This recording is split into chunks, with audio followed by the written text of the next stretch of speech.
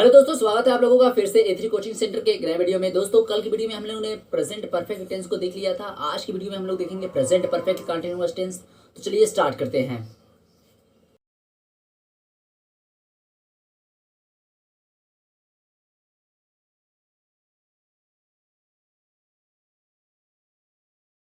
तो मैंने यहाँ पर प्रेजेंट परफेक्ट कंटीन्यूअस टेंस के पहचान और सहायक क्रिया को लिख लिया है। चलिए देख लेते हैं प्रेजेंट परफेक्ट कंटीन्यूअस टेंस की पहचान और सहायक क्रिया क्या होती है।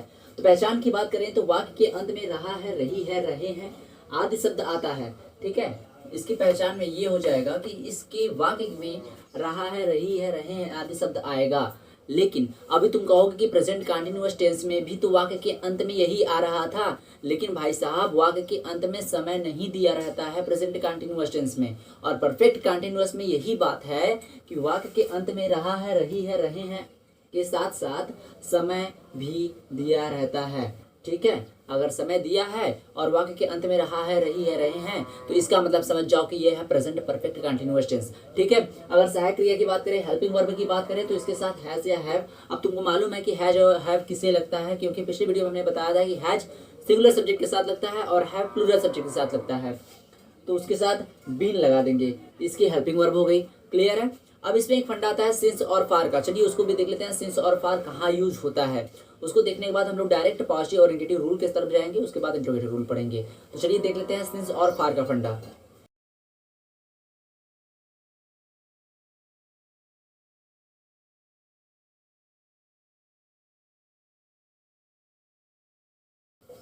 तो मैंने यहाँ पर सिंस और फार का जो फंडा है वो लिख दिया है। सिंस का यूज होता है निश्चित समय के लिए। निश्चित समय जैसे जैसे दिनों के नाम, अगर जैसे सोमवार से, मंगलवार से, बुधवार से, गुरुवार से, शुक्रवार से, शनिवार से, ऐसा कुछ अगर समय आ रहा है तो उसके पहले सिंस का यूज किया जाएगा। ठीक है, या तो बात करें महीनों के नाम, जैसे कि जनवरी से फरवरी से मार्च अप्रैल मई जून, अगर महीनों के नाम आ रहा है तो उसके पहले भी सिंस का प्रयोग किया जाएगा। अगर बात करें बजे से, टाइमिंग दे दिया हो, जैसे 2 बजे से 3 बजे से 4 बजे से 6 बजे से, तो उसके लिए भी सिंस का प्रयोग किया जाएगा। उसके बाद सन दिया हो, जैसे 2003 से 2004 से 2005 से, अगर ऐसा कुछ आ रहा है तो उसके साथ सिंस का प्रयोग किया जाएगा। जब समय आएगा तो उसके पहले सिंस का यूज किया जाएगा। ठीक है, वही बात करते हैं फॉर की। तो फॉर अनिश्चित समय के लिए यूज किया जाता है, जैसे 2 घंटे से 3 घंटे से 4 घंटे से 5 घंटे से, अगर कुछ ऐसा आ रहा है फॉर लगाएंगे उसके पहले। 2 दिनों से, 3 दिनों से, 4 दिनों से, 6 दिनों से, 8 दिनों से, 10 दिनों से, ऐसा कुछ आएगा तो उसके पहले भी फॉर लगाएंगे। ठीक है, अगर बात करें सप्ताह में, तो 2 सप्ताह से, 3 सप्ताह से, 4 सप्ताह से, अगर ऐसा कुछ भी आ रहा है तो उसके पहले फॉर लगाएंगे।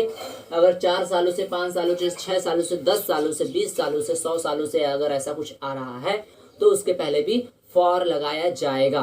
क्लियर है। आई होप आप लोगों को सिंस और फार का फंडा समझ में आ गया होगा कि सिंस किसके साथ लगेगा और फार किसके साथ लगेगा। तो पहले रूल को देख लेते हैं, रूल को समझ लेते हैं, उसके बाद सिंस और फार कैसे, कहाँ, कब लगाया जाता है उसको भी देख लेते हैं। तो चलिए अब इसको इरेज करके लगाते हैं प्रेजेंट परफेक्ट कंटीन्यूअस टेंस का पॉजिटिव सेंटेंस और नेगेटिव सेंटेंस का रूल। तो चलिए अब मैं इसको इरेज करके प्रेजेंट परफेक्ट कंटीन्यूअस टेंस के पॉजिटिव और नेगेटिव सेंटेंस को लिखवाता हूँ। ठीक है, एक में ही रूल रहेगा, काफ़ी ईजी रहेगा। चलिए देख लेते हैं।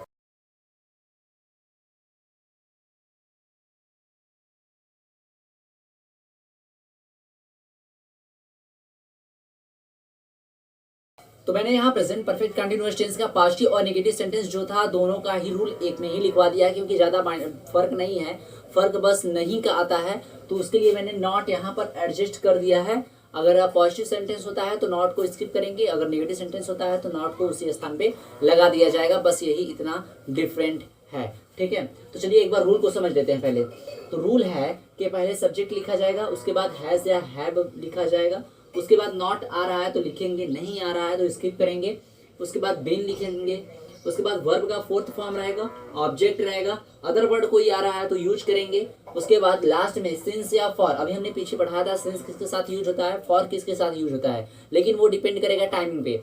ठीक है, तो टाइमिंग जो भी रहेगी उसके अनुसार उसके पहले सिंस या फॉर का यूज कर देंगे। क्लियर है। आई होप आप लोगों को रूल क्लियर हुआ होगा। थोड़ा सा बड़ा लग रहा है, थोड़ा सा नया लग रहा है, तो आप लोग इसको क्या करेंगे, स्क्रीनशॉट लेंगे, इसका नोट बनाएंगे, इसको रिवीजन करेंगे। ठीक है, और मेरे साथ साथ ट्रांसलेशन करते चलेंगे। तो चलिए कुछ एग्जाम्पल देख लेते हैं।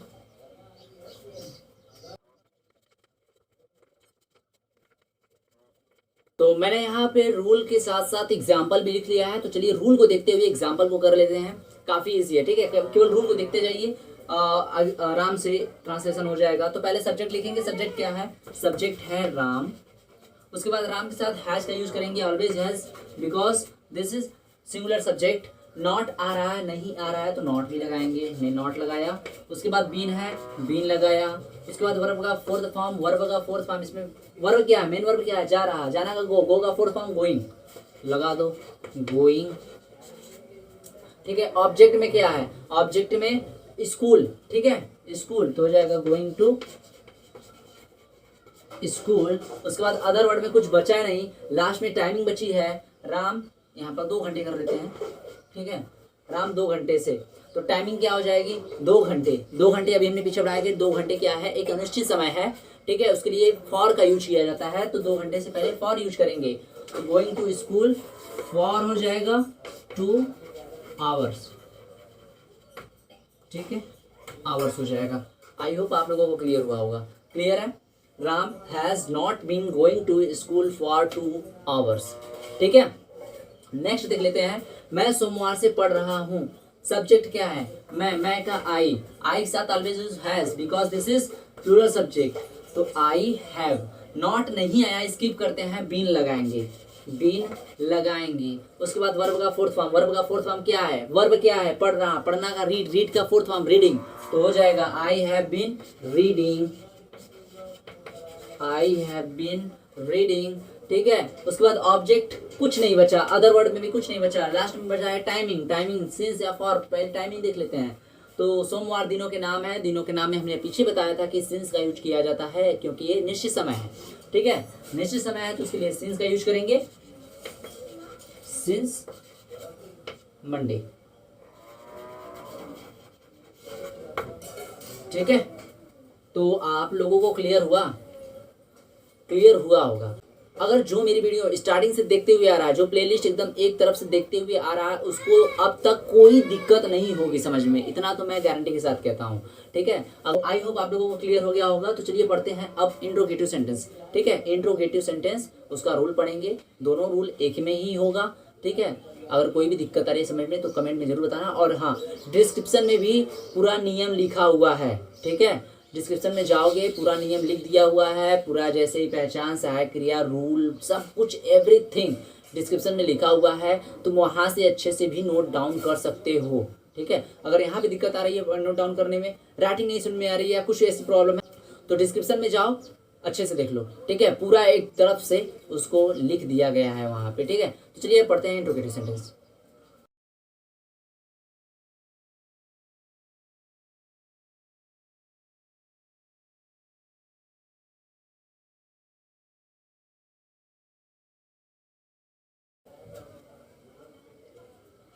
तो मैंने यहाँ इंट्रोगेटिव सेंटेंस का रूल और उस पर कुछ एग्जाम्पल भी लिख दिया है, तो चलिए देख लेते हैं। पहले रूल को समझ लेते हैं, उसके बाद एग्जाम्पल को देखेंगे।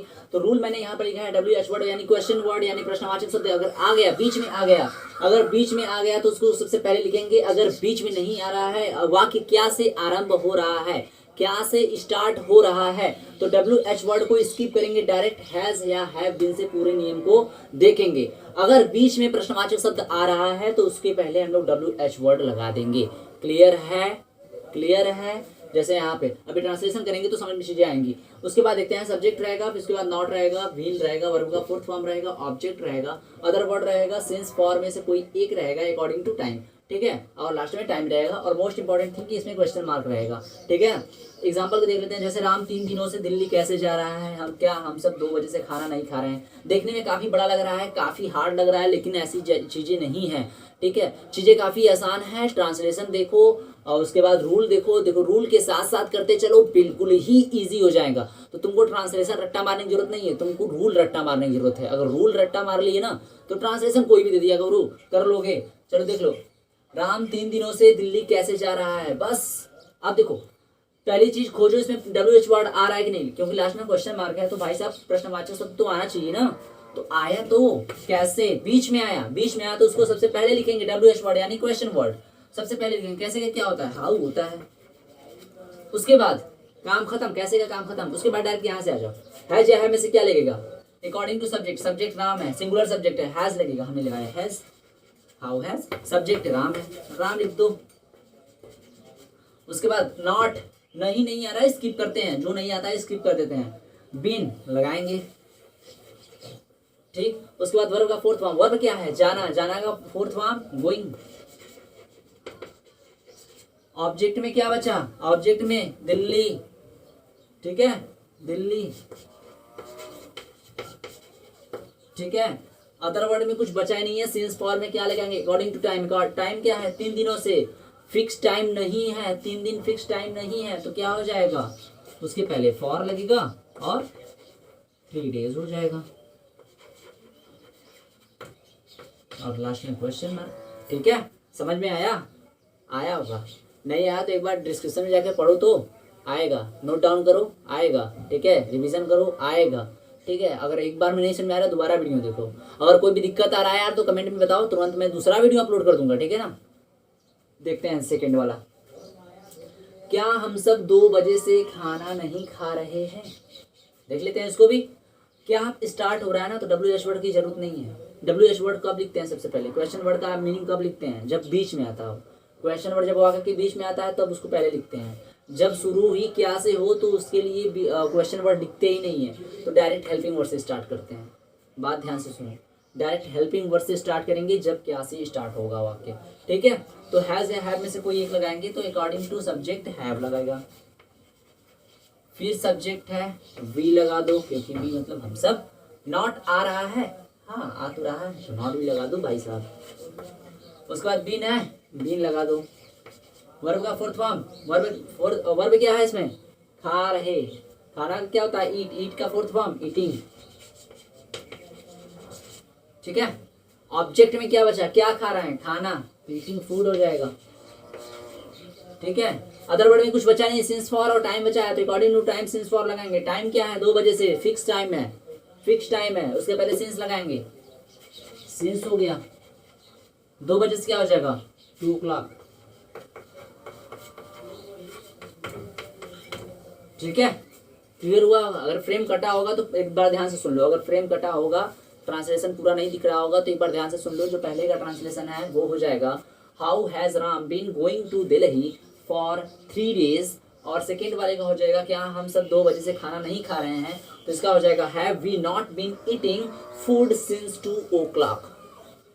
क्लियर है सब कुछ। तो आई होप आप लोगों को प्रेजेंट परफेक्ट कंटिन्यूअस टेंस में अब कहीं भी प्रॉब्लम नहीं रही होगी, ठीक है। मोर डिटेल्स के लिए आप लोग डिस्क्रिप्शन में देख सकते हैं, पढ़ सकते हैं, वहाँ से नोट डाउन कर सकते हैं।